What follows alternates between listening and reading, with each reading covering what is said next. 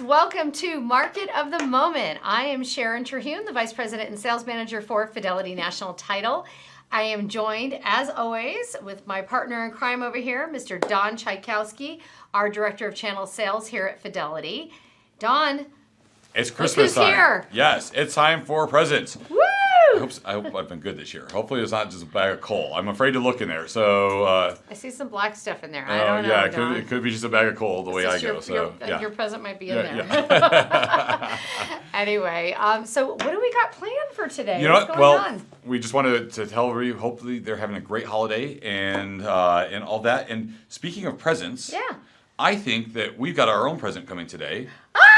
It's Andrew the Homebuyer. How's my little elves? Yeah, it's Andrew Claus. All right, well, hey, let's pull up a chair for Andrew over here. Andrew's going to join us. Yes. I go in the Put middle? the bag of coal away. Yeah, sweet. Right there. Feel important. Sit on down. Love it.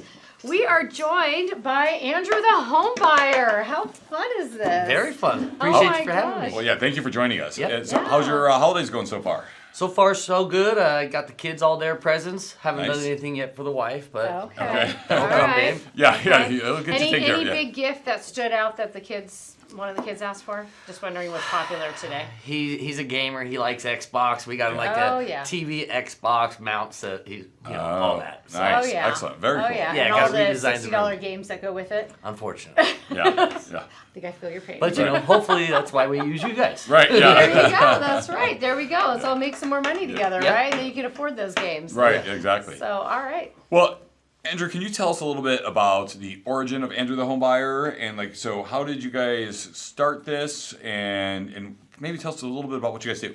Yeah, absolutely. Started originally, I was a door-to-door salesman for 9 years, knocked on someone's door and sold something in 41 out of 50 states, and somehow I met Jesus, basically my business partner, Kyle, who's one of the smartest guys that I know in the industry, and luckily he became my business partner, and he guided me to say, hey, let's go knock on doors and cold call and do all that stuff that nobody wanted to do that I was willing, and he said, let's go buy houses and pay cash for them. And nice. Slowly but surely, we became bigger and bigger, and at one time we had rollerblades on our feet, rollerblading in Maryvale, dropping off flyers. Exercise and work it done at the same time. Correct. That's great. And now we're on TV and on billboards, so it's kind of cool. Yeah, yeah. Well, you're kind of like a little celebrity out there too, right? People Kind of. recognize you when they show up at the house. Still makes me kind of squirm when people say that, but low key, I mean, this is true story. Today, I dropped my kids off at school, and kids asked for my autograph because I was Oh my gosh, that's awesome. I was known as the guy that had the king-size candy bars when I was giving the trunk or treat, and so they saw me. I dropped off my kids all happy. And so no joke, I signed 2 Post-it notes of Andrew the Homebuyer. That is so great. That is awesome, man. That is They're great. going to sell it someday. Oh yeah, Yeah. maybe let's they'll hope. be your Yeah. proteges Let's hope. there. Yeah. They'll want to do the same thing later. Yeah. There you go. So, who calls you? What are the houses that you go look at? Is there anybody out there that owns a home that's looking to sell? Is there specific people that are best to call you? Obviously, we see your commercials. We know that you pay cash. You offer to close quickly. You let people stay in their house sometimes afterwards. So, but who are the people that are your ideal? My ideal customers are people that want to sell, that understand that if they take a little bit less, they can control their sale of their house. Instead of putting it in the realtor's hands to where it may sell quick or may sell in 3 months, So where I can close in 5 days, somebody that maybe their house won't pass the inspections, and they have to put maybe 15, 20 grand into it to sell it. Right. They don't have that money, unfortunately. So it's like, okay, well, I'll buy it. I'll do those remodels because we buy so many that it's like we buy stuff by bulk, so we can buy things cheaper than most people. And our guy Mario remodels the houses really well. So I'd say people that just kind of, want something now as opposed to making it wait. So is there anything on a home, like let's call it solar or any of those things that maybe or pools that you avoid? I'm curious. It's a good question. I mean, truly, our phone rings when people see the commercial. So it could be anybody. So we'll have to filter out the good leads with the bad leads.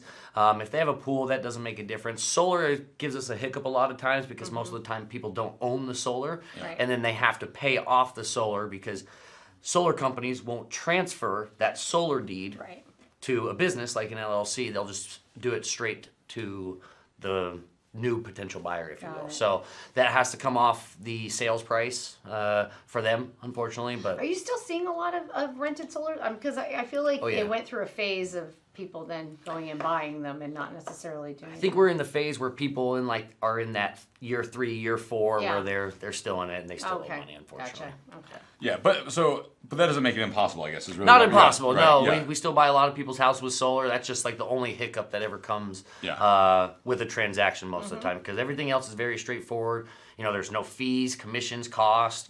Again, I can close in 5 days, and the best part is I can let people live there for 20, 30 days afterwards. And this kind of goes back to where Andrew the Homebuyer originated. Kyle had this bright idea of going to, retirement homes, where it's like, well, most of the time when the retirement homes were too busy, they'd be put on a waiting list. And then so we would buy their house and get their money to them so that they could be on the waiting list, and then they could move in. And that's where the post-possession kind of came. Nice. Yeah, that's great. Excellent. That's a really big thing too. Yep. To have that Well, and I think opportunity. that's kind of neat about the fact that when somebody is in that position, either whether they're making that transition in life or maybe they're in some financial strife where that you guys are able to help them see the money quickly.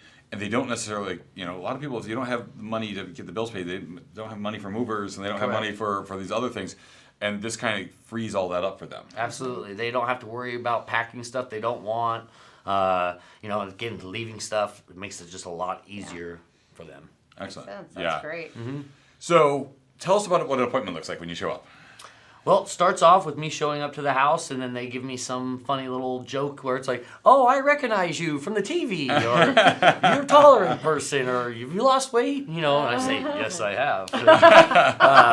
And then they welcome me in. Usually a dog will come sniff, say hi to the dog, and just try to make myself right at home, because they called me. I don't want it to sound bad, but I have all the opportunity to buy their house. They gave me the chance to let me inside their house. It's kind of in my hands to, I guess, fumble the deal, where it's like, if I just be myself and I let people know, I'm straightforward, I want to sell your house to make a profit. You want the most money, they'll give me a tour, and we say all right, let's dance and let's see what we can do to make it work. Nice. But I get a tour and they show me the front yard, the backyard of their house. I mean, most of the time they're saying, oh, don't mind the mess, and I usually have to play that off like, oh, what mess, sort of thing. This is the name of the game, I guess. Well, and you mentioned they recognize you from the commercial. Do you think that helps your establishing rapport and building a relationship with the people when they see that it's you that comes to the house? It's really tough because, again, I credit my business partner Kyle. We originally were going on the appointments together the entire time, so I learned how to talk this language, and talk to actual homeowners.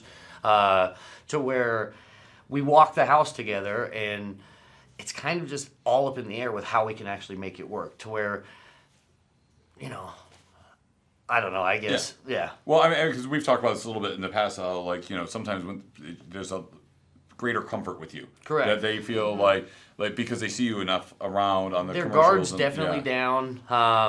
But I think we have a good team where they'll go there and just represent Andrew the Homebuyer, like Tyler, Jake, TJ, Jared. They'll go on appointments and they'll do just as good as I will. So it's it helps, but then I think we've done a good enough job of building a brand recognition where the people can kind of trust and know our game. And I see you guys out there cruising the Andrew the Homebuyer cars all the time. All the time. We got a whole fleet. Yeah, I love it. That's so cool.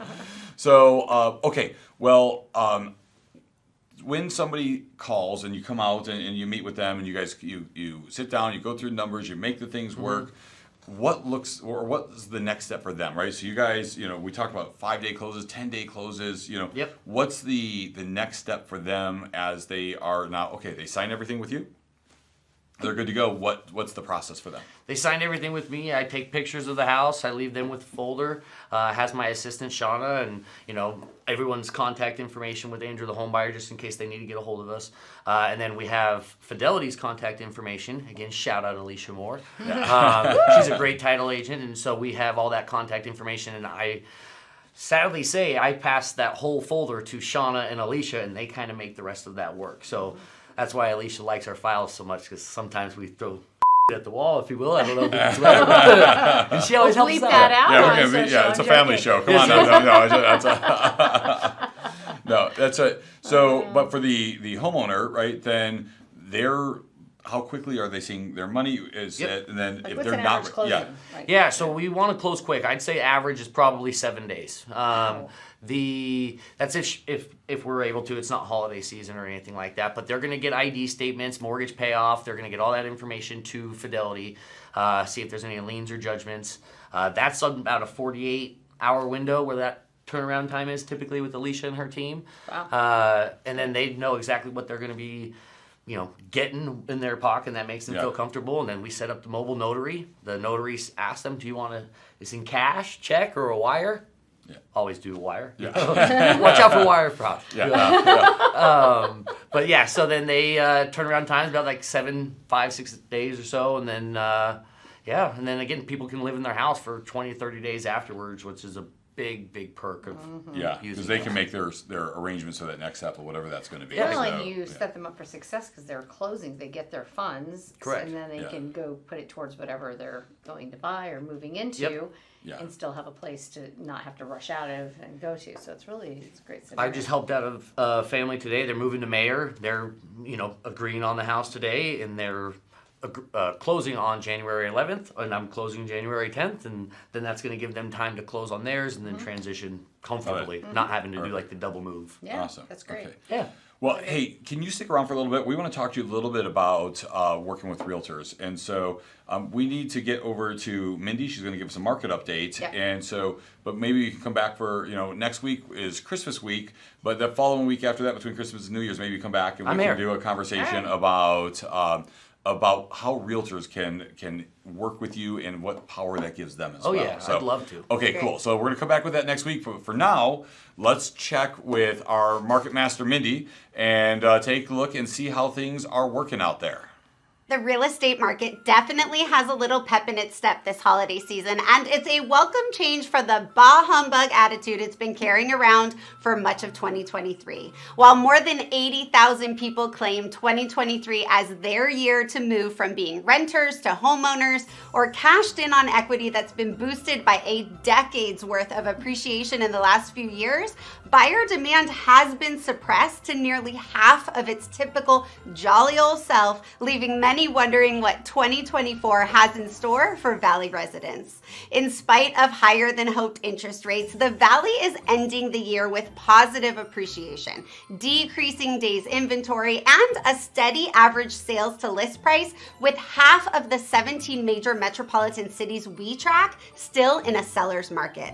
Sellers continue to experience a range of buyer activity once listed. While some are receiving multiple offers the first weekend on the market, others are struggling to compete with outdated interiors and a lack of staging. These are some of the biggest barriers to moving quickly. With new listings coming to the market at a significantly slower pace in 2023 than we've had in the last 2 years, new construction has been a welcome addition to the market, albeit limited in location and price range. With the recent decline in interest rates increasing many buyers' purchasing power, new construction communities have been drawing in buyers by offering incentives towards rate buy downs and covering closing costs, a trend that I expect to see resale sellers continue to have to compete with. In fact, more than 50% of all closings in December showed the seller helping the buyer with closing costs. So what does this mean for 2024 for Valley residents? Well, recent history has shown that the improvement of interest rates in the fourth quarter could be enough to rally the market by January, creating continued upward pressure on pricing through our peak selling season. Unless new listing counts increase significantly, and then we'd have a flatter outlook on price. More competition amongst buyers is expected in the new year. So the message is for those considering stepping out of the home search to keep both feet firmly planted in, as the benefits of a quieter fourth quarter may likely be lost in leverage in the new year. Mindy, thank you so much for your market update. As always, Miss Master Market Mindy will be back with us in 2024 as well. Absolutely, so yes. Excited to get all the updates next year. We're pretty excited for the year to come. Yeah, so, for sure. What do you think? Should we take a look over at Amber Kovarik? Yeah, there's a with lot of Guild questions about Mortgage? what's going on out there right now in the financing world. Absolutely. So, yeah. It seems to be the question we get 10 times a day. Exactly, yes. Amber. You know what's more important than your mindset? Nothing. If your mindset is crap, everything else in your life will be as well. Even when things aren't going well, you've got to find a way to find the positive, find the good, and focus on it. There is always something good. Sometimes it's just harder to see.